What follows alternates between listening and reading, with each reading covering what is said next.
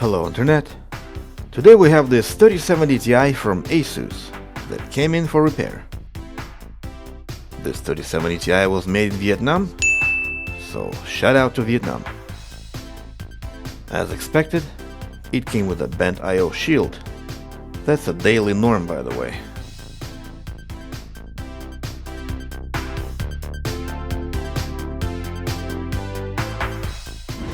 Judging by the missing half of the thermal pads, someone had been inside of this thing already, and once the heatsink was removed, a big no-no was discovered. No thermal paste on the core. Without thermal paste, core can suffer cracked corners, but after close visual inspection, we found none, so I guess the customer got lucky this time. In any case, we'll start with measurements, which you can find on my Discord server. Nothing abnormal here, so let's power it on and see what it does.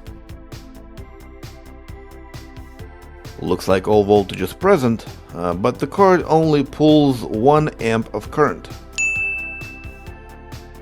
which is kind of low, and that is confirmed by lack of activity on almost all power stages, where only one power stage is active.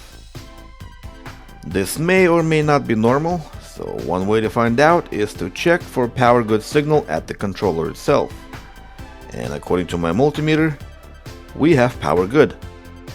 My guess is this card is designed with that power saving in mind, and it will activate the rest of the phases either when it's booted by the computer or when they are needed. With that in mind, I will boot the card as a secondary display device and see if we can detect it and run the memory test. LSPCI shows that the card is detected and the memory test has passed. Now let's try and see if the card is producing an image by itself, and it looks like it does.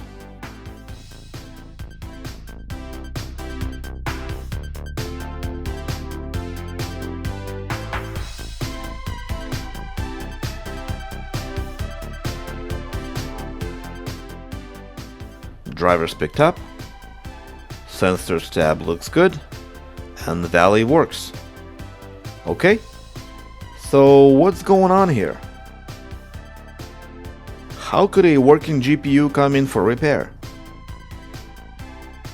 After thinking about it for some time, the only explanation I could come up with is that due to no thermal paste on the core would overheat and go into thermal shutdown long before the image is even posted on the monitor, effectively giving the user an assumption that the card is dead and a repair bill on top of that. An hour later, playing around, trying to figure out which pads I need and finally succeeding, card is running stress test and everything is looking great. Another easy fix, I guess. In any case, the moral of the story today is to never forget to apply thermal paste. So if you learned to at least do that, please give this video a like, a comment below, and subscribe for more repairs. Goodbye.